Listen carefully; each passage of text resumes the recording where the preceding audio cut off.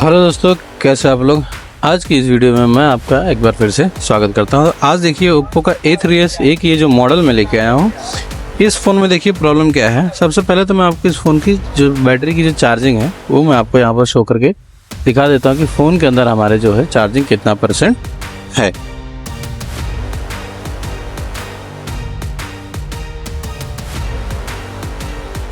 यहाँ पर देखिए लगभग 85% हमारे फ़ोन के अंदर चार्जिंग है। ठीक है, अब मैं इस फ़ोन को करूँगा ऑन।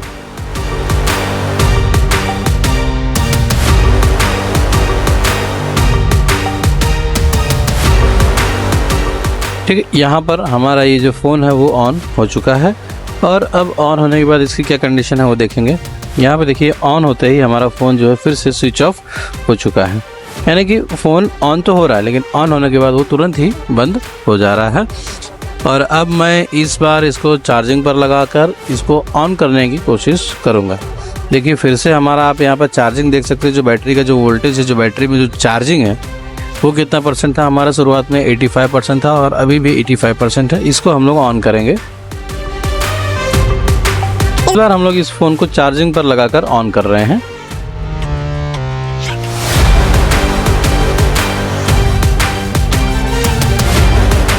ठीक है दोस्तों, यहाँ पर देखिए हमारा फ़ोन ऑन तो हो गया है और 85% चार्जिंग अभी भी है। और अब इस फ़ोन को हम लोग यूज़ करेंगे।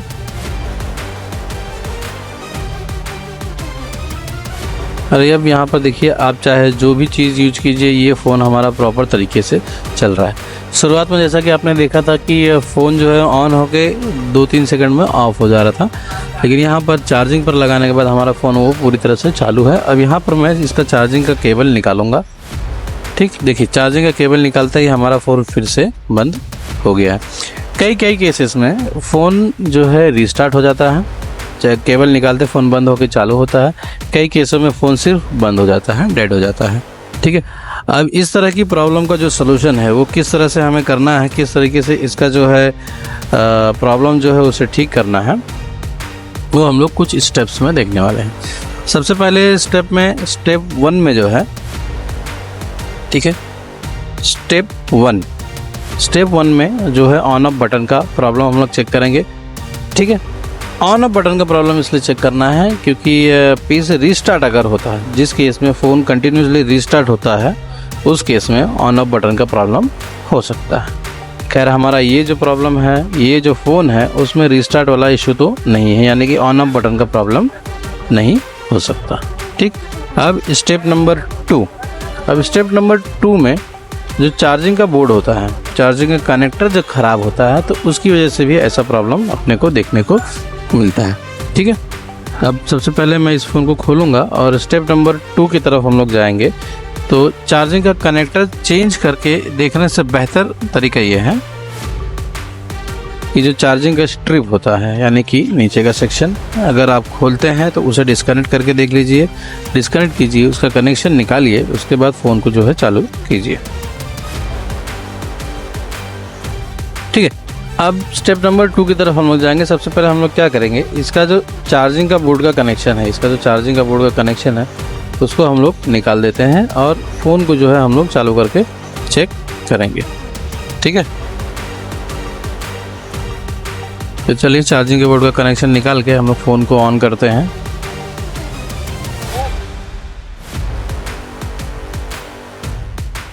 देखिए फ़ोन हमारा ऑन हो गया है। हमने चार्जिंग का कनेक्शन जो है निकाल दिया है। ये चार्जिंग के बोर्ड का सप्लाई स्ट्रिप है, इसको हम लोगों ने निकाल दिया। अगर चार्जिंग कनेक्टर की वजह से प्रॉब्लम होगा तो हमारा फ़ोन जो है चालू हो जाएगा और वर्क करने लगेगा। तो स्टेप नंबर 2 में ही हमारा प्रॉब्लम सॉल्व हो सकता है।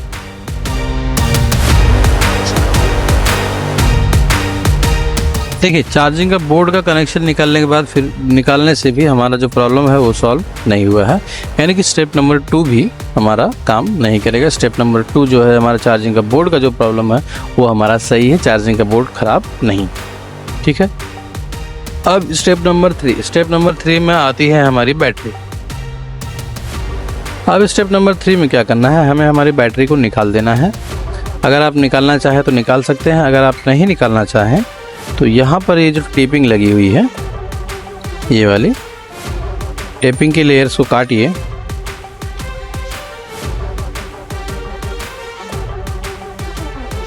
बहुत ही ध्यान से करिएगा दोस्तों। ब्लेड है हाथ में आपके, ब्लेड से जो है बैटरी को लगना नहीं चाहिए, वरना बैटरी जो है वो फट सकती है। तो प्लीज़ ज़रा ध्यान से, अगर आपको इस तरीके से नहीं जमता है तो आप जो है बैटरी को बाहर निकाल दीजिए।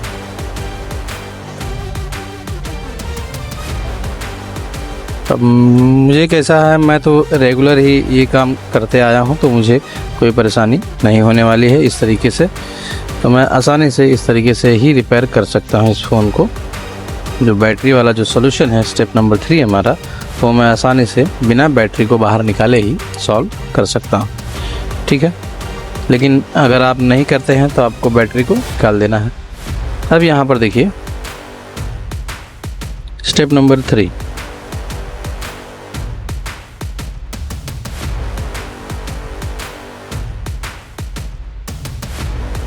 ये जो फ्यूज कंपोनेंट आप देख रहे हैं, ये वाला आपको दिखाई दे रहा होगा, इसके ऊपर PLK लिखा हुआ है। ये जो फ्यूज कंपोनेंट है, आप इसको शॉर्ट कीजिए, कुछ नहीं हो रहा है, क्योंकि ये जो है हमारा फ्यूज़ कंपोनेंट है। ये एक तरह से फ्यूज होता है, जैसे हमारे घर के जो लाइट बोर्ड के अंदर जो फ्यूज लगा होता है, ये ठीक उसी तरीके का एक फ्यूज कंडक्टर होता है। इसे आप फ्यूज IC भी बोल सकते हैं, कई लोग इसे रजिस्टर भी बोलते हैं। तो देखिए, मैटर नहीं करता कि उसे क्या बोलते हैं, लेकिन उसका काम क्या है, वो एक फ्यूज है, वो एक रेगुलेटर की तरह काम करता है। जो फ्यूज जैसे लाइट के बोर्ड में जो हमारा लगा होता है कि ओवर हीटिंग, ओवर चार्जिंग अगर होता है, जैसे इलेक्ट्रिसिटी ज़्यादा घर में सप्लाई होती है, तो ये फ्यूज ख़राब होके खुद को ख़राब करके जो है पूरे घर की सप्लाई को, पूरे घर की वायरिंग को बचा लेता है। ठीक इसका काम वैसा ही है। यहाँ पर देखिए मैं फ्यूज को निकाल देना। अब यहाँ पर देखिए दोस्तों, एक चीज़ बहुत ही ज़रूरी है। कई लोग क्या करते हैं, डायरेक्ट सोल्डरिंग वायर इसके ऊपर लगा देते हैं, तो आपको ऐसा नहीं करना है। फ्यूज अगर आपने कभी देखा होगा, इन केस जैसे जो घर के इलेक्ट्रिक बोर्ड में या हमारे किसी मशीनरी में फ्यूज लगा होता है, एक कांच की बॉल के अंदर आता है, कांच की ग्लास के अंदर आता है, उसमें देखेंगे तो एक बहुत ही बारीक सा पतला सा बाल के बराबर तार होता है। तो वैसा ही तार हमें यहाँ पर लगाना है, ठीक है। फ्यूज के अंदर जो तार होता है, ठीक वैसा ही एक तार यहाँ पर हमें लगाना है। ऐसा क्यों करना है, उसका कारण भी है दोस्तों। जब हम लोग डायरेक्ट इसका इस्तेमाल करके, सोल्डरिंग वायर का इस्तेमाल करके इस फ्यूज को रिपेयर कर देंगे, तो सोल्डरिंग वायर के इस्तेमाल से जो फ्यूज है हमारा, वो काफ़ी मोटा लगेगा। इन केस कभी वापस ओवर चार्जिंग हुआ या ओवर हीटिंग हुआ फ़ोन के अंदर, तो हमारा वो जो फ्यूज हमने रिपेयर किया है वो खुद को शॉर्ट कर ही नहीं पाएगा, क्योंकि आपने उसको बहुत ही मोटा लगाया है। तो इसमें क्या है, आपका जो PCB बोर्ड है, आपका जो फ़ोन है, वो शॉर्ट सर्किट होने के चांसेस हो जाएंगे। अब अगर आप वो चीज़ ना करके, अगर आप ऐसा पतला सा जंपर वायर इस्तेमाल करते हैं, तो जंपर वायर के इस्तेमाल से अगर कभी फ़ोन वापस से सेम कंडीशन में आया, ओवर हीटिंग या ओवर चार्जिंग वाला प्रॉब्लम आया, तो फ्यूज जो है हमारा वो शॉर्ट हो जाएगा। फ्यूज शॉर्ट होकर सीधा हमारा फ़ोन जो है वो सेफली बच जाएगा, ठीक है। अब देखते हैं स्टेप नंबर 3 में हमारा काम होता है कि नहीं होता। अगर स्टेप नंबर 3 में हमारा काम नहीं होता, तो हम लोग स्टेप नंबर 4 में जाएंगे और मदरबोर्ड का जो पावर IC का सेक्शन है उसको खोलेंगे, CPU का जो सेक्शन है उसको खोलेंगे, और उसमें देखेंगे कि किसी न किसी कंपोनेंट में शॉर्टिंग होगा ही होगा। तो जो कंपोनेंट में शॉर्टिंग होगा, उस कंपोनेंट को हमें रिप्लेस करना होगा, चेंज करना होगा। तो चलिए सबसे पहले तो स्टेप नंबर 3 हमारा देख लेते हैं। देखिए स्टेप नंबर 3 में हमारा फ़ोन जो है वो ऑन तो हो गया है। 585858 इसका फ़ोन का पासवर्ड था, और यहाँ पर आप देख सकते हैं फ़ोन जो है हमारा कंटिन्यूसली प्रॉपर तरीके से चलना चालू हो गया है। अब यहाँ पर मैं आपको चार्जिंग भी लगा के दिखा देता हूँ। कई लोगों का सवाल होता है कि क्या फ्यूज कंपोनेंट को रिपेयर करने के बाद हमारा जो फ़ोन है, जंपर मारने के बाद हमारा जो फ़ोन है वो चार्ज होगा कि नहीं होगा, ये कई लोगों का सवाल होता है। तो मैं आपको दिखा देना चाहता हूं दोस्तों। देखिए यहाँ पर आपको शो होगा चार्जिंग लिख के आया है, प्लस चार्जिंग का लोगो भी आया है, प्लस हमारा फ़ोन जो है वो चार्ज भी हो रहा है। हमारे फ़ोन में कोई दिक्कत नहीं होने वाली। प्लस चार्जिंग, ये जो हमारा फ़ोन है वो कितने एम्पियर पे चार्जिंग ले रहा है, आप साइड में देखिए, आपको मीटर की रीडिंग भी आपको देखने को मिल जाएगी, ठीक है। यानी कि हमारा फ़ोन जो है वो प्रॉपर तरीके से चार्ज भी होगा। तो हमारा ये फ़ोन स्टेप नंबर 1 में सॉल्व नहीं हुआ, स्टेप नंबर 2 में सॉल्व नहीं हुआ, स्टेप नंबर 3 में हमारा ये फ़ोन सॉल्व हो चुका है, यह फ़ोन हमारा ठीक हो चुका है। तो दोस्तों ऐसे ही कई स्टेप्स में काम होते हैं, आपको प्रॉपर तरीके से स्टेप बाय स्टेप ही जाना है। आप डायरेक्ट जो है फ्यूज आईसी को रिपेयर नहीं कीजिए। वैसे अगर आपको वेल एक्सपीरियंस है तो आप डायरेक्ट फ्यूज आईसी को भी रिपेयर कर सकते हैं। मैं भी डायरेक्ट इस फ़ोन के फ्यूज आईसी को ही रिपेयर करता, क्योंकि मुझे पता है कि प्रॉब्लम कहाँ पे आती है। तो मेरा तो मतलब देखिए रेगुलर का काम है।